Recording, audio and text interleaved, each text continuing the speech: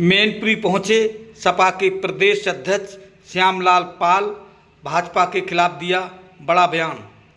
इनके साथ सपा जिलाध्यक्ष आलोक कुमार साक, पूर्व विधायक राजू यादव, विधायक किसनी, ब्रजेश कठेरिया, सत्येंद्र पाल, श्यामकरण साक मौजूद रहे। यहाँ क्या कुछ बताया है श्यामलाल पाल ने, आइए ये भी जाने इस पूरी खबर के जरिए। हमारे यूट्यूब चैनल मैनपुरी 84 न्यूज़ में आपका स्वागत है। हमारे इस चैनल को सब्सक्राइब करें, लाइक करें, वीडियो पर कमेंट करें। आपका बहुत बहुत धन्यवाद। मैनपुरी से चंद्रपाल साक्य की ये रिपोर्ट। मैनपुरी में आए हैं, इसका मुख्य उद्देश्य क्या है सर आप? देखिए, मैनपुरी आने का मकसद समाजवादी पार्टी के कार्यकर्ताओं के यहाँ कुछ ऐसी कंडीशन हो गई थी, एक्सीडेंट पोजीशन रही बिजली के कारण से जी। एक हमारा सेक्टर प्रभारी अविनाश यादव, उनका बेटा खत्म हो गया और एक महिला आगे 4 महीने पहले शादी हुई थी, एक्सीडेंट में खत्म हो गई। तो मैं ऐसे परिवारों को संवेदना देने के लिए सर अगर जो बात करें समाजवादी पार्टी की, तो 2027 में क्या तैयारी है आपकी? 2027 में पूरी तरह से किसान, नौजवान, महिलाएं और नौजवानों में बड़ा आक्रोश है। उनकी रोजी रोटी का कोई ठिकाना नहीं है। वर्तमान सरकार नौजवानों को रोजगार नहीं दे पा रही है। इस बात को लेकर के नौजवानों में बड़ा आक्रोश है और हमारी पूरी तैयारी है 2027 में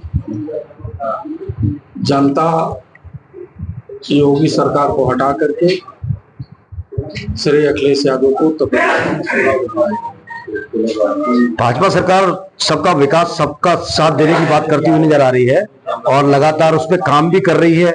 दिख रहा है, देखने को मतलब जो भारतीय जनता पार्टी के मंत्री अपने मुंह के कहते हुए दिख रहे हैं, लेकिन आज प्रत्येक नागरिक उत्तर प्रदेश का 35,000 कर्ज में डूबा है। सर क्या कहेंगे? अपने मुंह मियां मिट्ठू बनना, ये भारतीय जनता पार्टी का बड़बोलापन है। और निश्चित रूप से जिस प्रकार से उत्तर प्रदेश का हर एक व्यक्ति 36,000 रुपए का कर्जदार है, इतनी बड़ी आबादी में कर्ज दिन प्रतिदिन उत्तर प्रदेश का बढ़ता जा रहा है। महंगाई चरम सीमा पर है।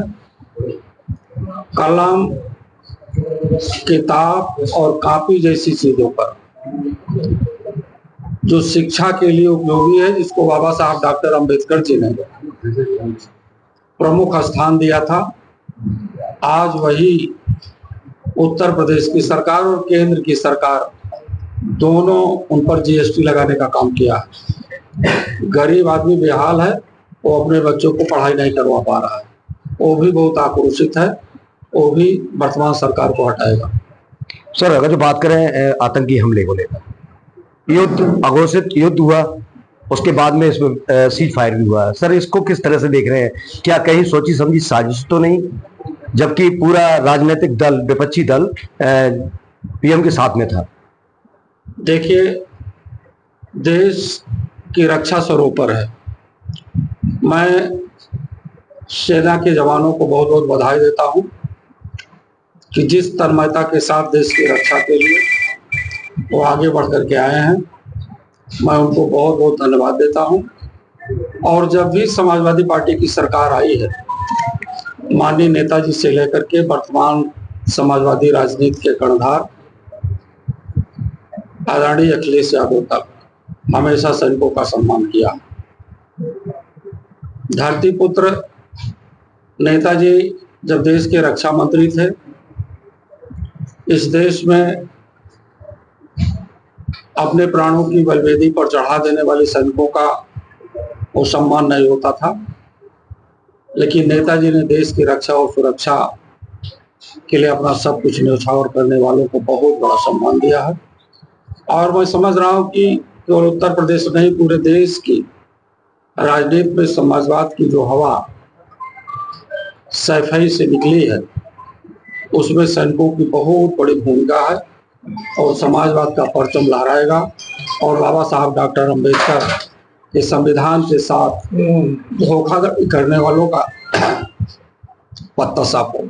सर अगर बात करें तो जनता ये मान रही है कि जब जब भी कहीं पर भी चुनाव हो, चाहे वो बिहार हो, चाहे उत्तर प्रदेश हो, चाहे आपका राजस्थान हो, जब जब भी चुनाव आते हैं तो ऐसे जो ना ड्रामे देखने को मिलते हैं, कहीं युद्ध होना, कहीं जो ना आतंकी हमला, जैसे कि अभी ये पहलगांव में हुआ। ड्रामे नहीं जी ये ड्रामे कराए जाते हैं। जी वसुधैव कुटुंबकम का नारा ये लोग देंगे और हिंदू मुस्लिम पैदा करेंगे, मंदिर मस्जिद पैदा करेंगे, लोगों का ध्यान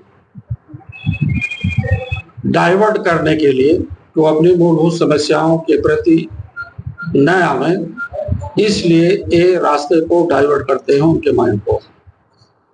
सच में झूठे देशभक्ति दिखाने वाले लोगों को समझना होगा कि जिनका देश की आजादी में कोई योगदान नहीं है, ऐसे लोग अपने आप को राष्ट्रभक्त साबित करते हैं और सही राष्ट्रभक्त, सही देशभक्त और सही राम भक्त गरीब जनता।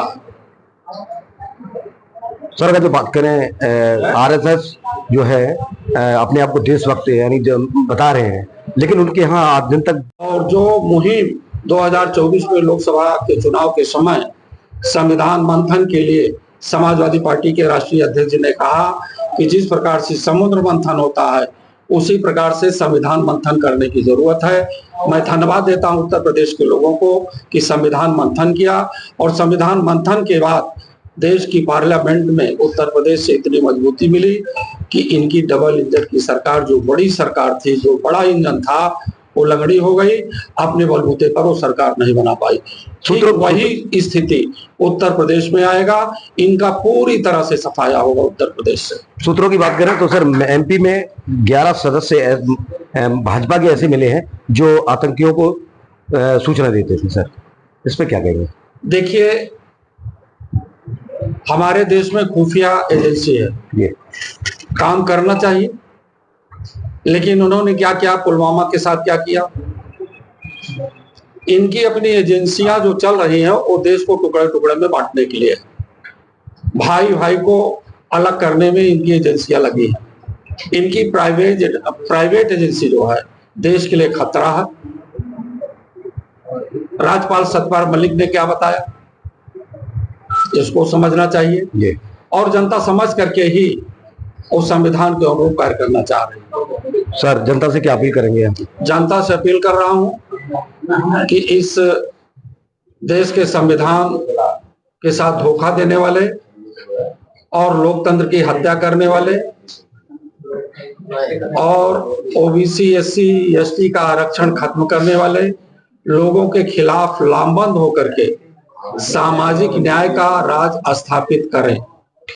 राष्ट्रीय झंडा नहीं देखो, राष्ट्र भक्त ये जो आरएसएस है, राष्ट्रीय स्वयंसेवक संघ है, ये सांप्रदायिक विचारधारा के लोग इसमें शामिल हैं।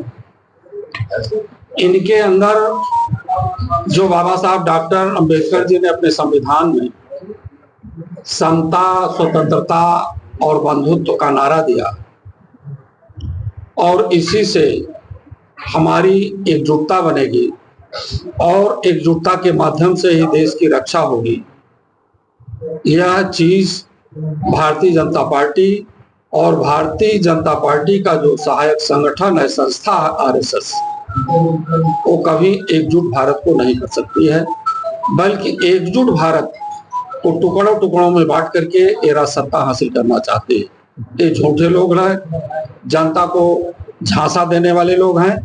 अब इनके झांसे में जनता नहीं आएगी और बाबा साहब डॉक्टर अंबेडकर के संविधान। सर एक आखिरी सवाल है, मध्य प्रदेश के एक मंत्री हैं जिन्होंने मंच पे खुलेआम कहा है कि आतंकियों की बहन सूफिया, कर्नल सूफिया को जो है ना उनका अंत करने के लिए भेजा है, यानी कि जो कर्नल हैं उनकी आकलन जो है ना आतंकियों से किया है। सर क्या इस पे क्या कहेंगे? सच है कि इन्हें दूरबीन से भी आतंकवादी दिखाई नहीं देते। आतंकवादी इनके मंच पर रहते हैं, दूरबीन से भी ये आतंकवादियों को नहीं देख पाते हैं। समाजवादी पार्टी की चाहत है, उनकी मंशा है समाजवादी पार्टी के लोगों को कि इस आतंकवाद को जड़ से समाप्त किया जाए। भारतीय जनता पार्टी आतंकवाद को नहीं समाप्त करना चाहती, वो भारत के संविधान को खत्म कर रही है, भारत के लोकतंत्र को खत्म कर रही है, भारत में जो ओबीसी एससी एसटी का रिजर्वेशन है उसको खत्म कर रही है। लोकतंत्र में बाबा साहब डॉक्टर अंबेडकर जी ने वोट का राइट्स दिया सभी को कि अपना राजा चुने, लेकिन इसी लोकतंत्र की हत्या भारतीय जनता पार्टी के लोग वोटरों को बूथों पर ना जाकर के पिस्तौल की नोक पर उनकी वोटों को रोकने का काम करते हैं, उन्हें भयभीत करके, उन्हें आतंकित करके वो कमल के फूल पर वोट डलवाना चाहते हैं। लेकिन अब जनता जागरूक हो गई है, इनकी जुर्म और जाति का